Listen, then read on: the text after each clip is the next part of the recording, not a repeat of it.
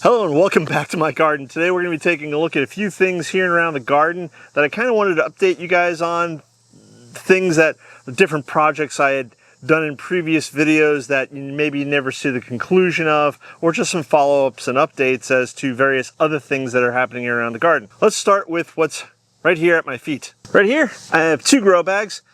Each one are filled with potatoes. I believe that one's russet.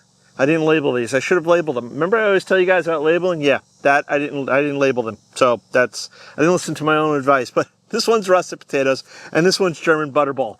Now, because I'm in growing zone 8A, I have a late frost, and depending upon the weather and the temperature and the way the planet spins, that frost can be anywhere from early November to late November to even December.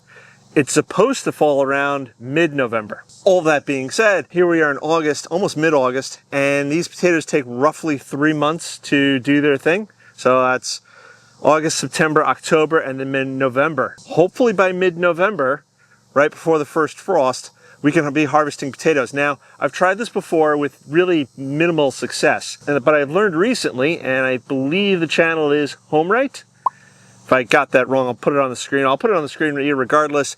There are a couple here in, I think, central North Carolina, and they have a beautiful, beautiful garden. In fact, it's just even gotten more beautiful recently because they just put in some nice, lovely walkways.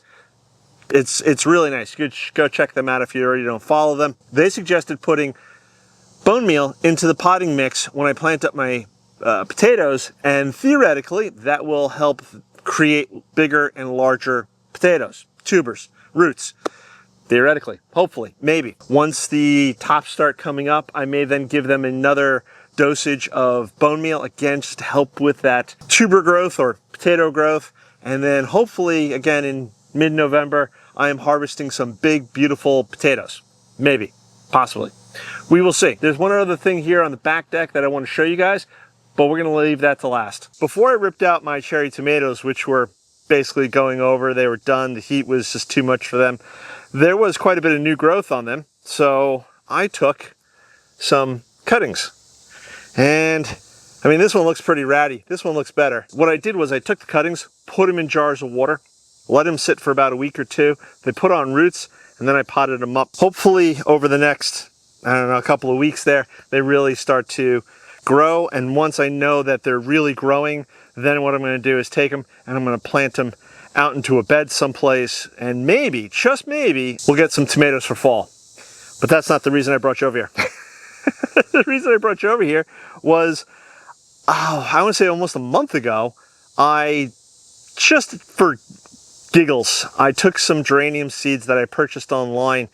I think the variety is called Widow. It's got little purple flowers. Now these are hardy geraniums. So I planted the seeds up, and yeah, I've got right now 3 seedlings coming up. These won't be ready to plant out this year. I don't think there'd be enough time for them to get to a certain size, to get planted into the ground, to establish a root base that'll be strong enough for them to survive the winter.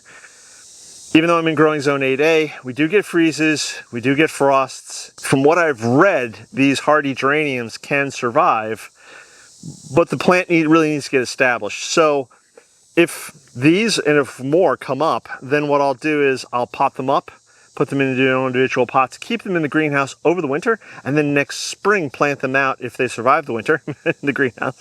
Plant them out next spring, and then they can take off from there. I'm hoping to use these as sort of a ground cover in a couple of different locations. But either way, that's the plan with these. I'm pretty excited that they actually came up. I don't know how I could have forgotten about these, but these are my sunflowers, and I know we have some new subscribers, but if you were watching from the beginning of the season, I had problems planting sunflowers directly into the ground because something was eating my sunflowers. I suspect some sort of rodent and or insect. Either way, started them in pots on the potting bench, finally planted them out, and well, here they are.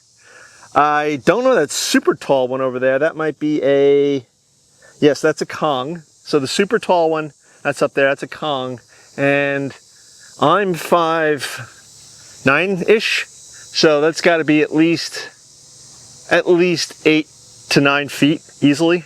So there's that one. The smaller ones I think are the Mongolian giants. This one over here is supposed to be a Titan, so this one hasn't flowered. These might be Titans too, but they seem to have flowered already. Just look at that size. That's really cool. If you guys don't follow me on Instagram, give a follow on Instagram, because I often post up pictures showcasing some of the plants that are growing, the wildlife, a whole bunch of other stuff. And if you don't want to subscribe to Instagram, head over to growinggreenfinger.com. Scroll to the bottom of any of the pages. You can see all my Instagram photos on the website, and you can click on them and go to Instagram, look at the pictures without having to log in or create a login account, I believe. But either way, there's one other thing I want to show you concerning sunflowers. Again, longtime viewers may have remembered that I took some space here in the in-ground beds in the vegetable garden to plant up a bunch of different sunflowers and even some marigolds and zinnias that I had left over from the other plantings here. And I didn't know what was going to survive, and I didn't know what was going to thrive, and it was just sort of like throw it in the ground and see what happens. Well, here we are. By the time those big sunflowers, because those big sunflowers will probably start going over in the next 2 weeks or so, once all those big ones start going over, I will have all these to enjoy. And these guys are really growing well. You could, again, I'm 5'9".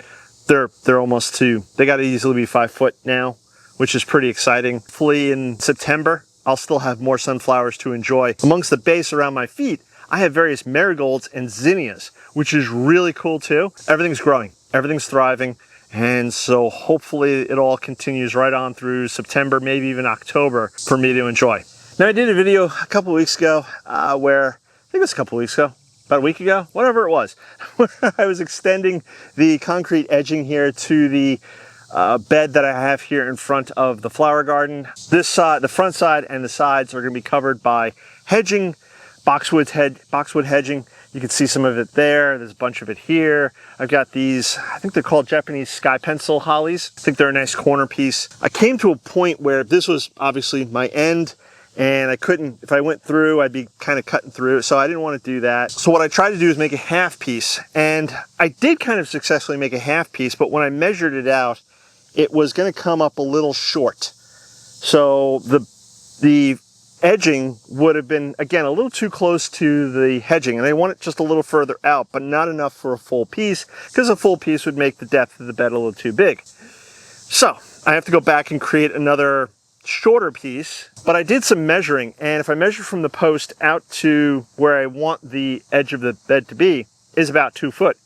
When I measured the front, and I always thought the front was a little too big, and I probably think that because it's pretty empty. Yeah, well, the boxwoods are very small. It's about 2 foot.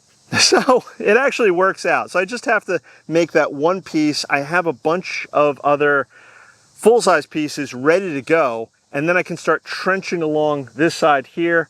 I'll probably wait until September, October, when things start cooling off a bit more. But I can get that one last piece in here soon. And then, as like I said, when it starts cooling off and I get yet even more pieces, I can continue down the row here onto the next thing. And last but not least, the potting bench. I did a video about this, I don't know, 2 weeks or so ago, and it took me a while to get painted, but I got it painted.